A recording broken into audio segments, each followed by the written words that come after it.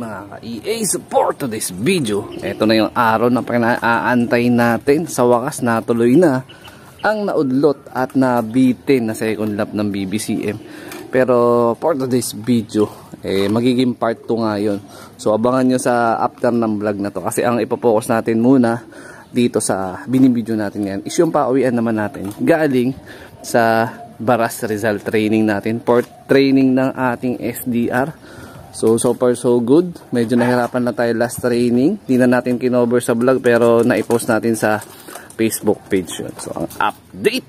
So nag-release yung club team SDR ng 650 SJDM RPA yan. Mga kalapatids. So kung na nagkakamali parang ahead tayo sa training.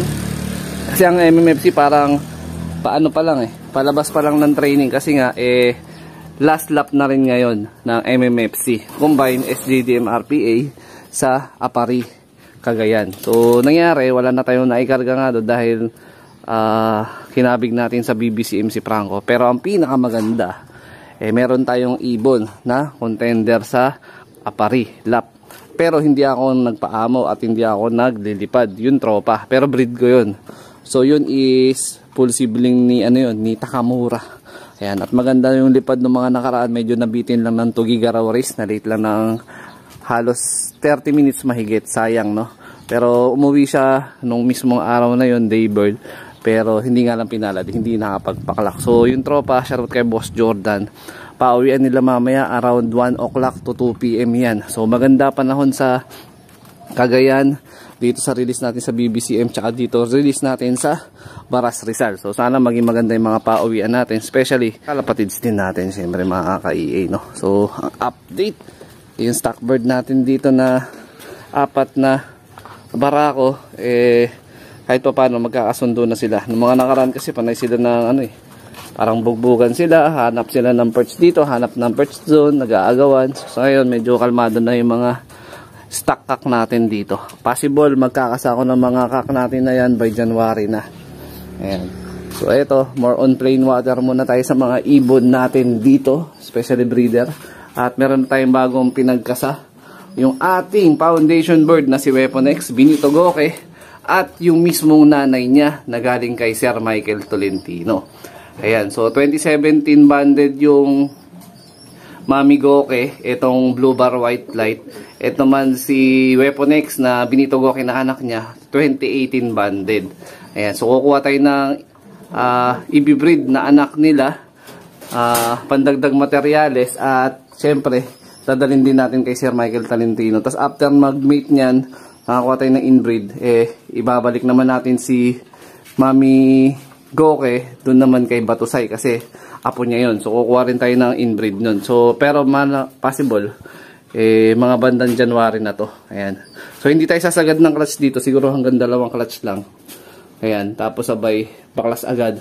Tapos recondition agad kasi nga maghahabol tayo ng pairing dito kay Batusay para sa inbreed, no? So request ni Sir Michael Tolentino, i-inbreed ko daw at paramihin ko kasi dito nga daw ako maswerte.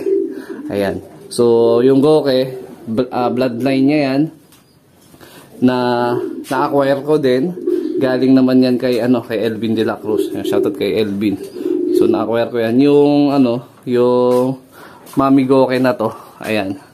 So pinaubaya mo na sa atin ni Sir Michael to. So, meron tayong in-acquire dito last week nung pumunta ako sa kanya. Ito yung superset partaker niya sa FPR. Ayan, in-out niya to na-acquire natin nung nakaraan. Pumila tayo, buti na lang may naabutan pa tayo. Ang bilis nung after niya mag-post, halos maubos agad yung siyam na in-out niya. Buti na lang may laman yung Gcash ko yun that time, kaya yun nakapagbayad tayo agad, tapos nakapag-send tayo at nakapagpa-reserve. Buti na lang medyo pinalad pa tayo. 650! Sige!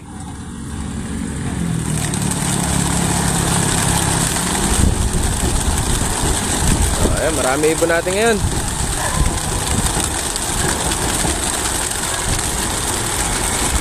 Loaded ang ibon, loaded. 75 years later.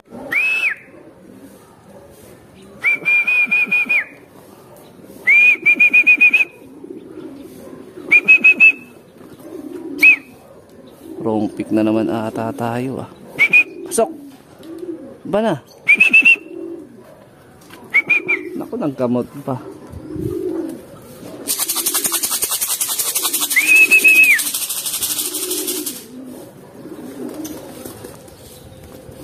Wrong pick nga. Naglilimlim kasi. Pasok, pasok. Sumali tayo ng OB. Si Miss K sinali natin. Ang dumating si 7. Ayan o. Akala ko tama yung pinili natin sa pooling. 7:30 siya bumaba. Okay, better luck next time. Pero sinali natin sa OB si ano. Ay, sa off color. Si Chocolab. Ayun, first bird natin ngayon si ano 7. Bumawi siya. Yun mga kapatid, second bird natin si Takamura. Medyo nag-i-improve yung speed nitong ibon natin na to. Kaya lang hindi pa rin top speed para makasali sa or makapanalo ng pooling. I mean dito lang ba, self rankings lang natin sa mga ibon. Ayan. So rank number 2 siya today. Una natin dropper si 7 or si Ikapito. Ayan, ika nga. So dun sa mga nagtatanong bakit Ikapito, kasi nag-overfly sa akin yan. So halos 7 days na wala bago nakabalik. Kaya tinawag na lang natin na 7 or Ikapito. Ayan. Siyempre bloodline pa rin ng ano natin yan eh. Habyar natin. A few moments later. Ito na yung nakapuling natin of color. Yun na yun. Ayan, nakapuling to. Pasok, pasok.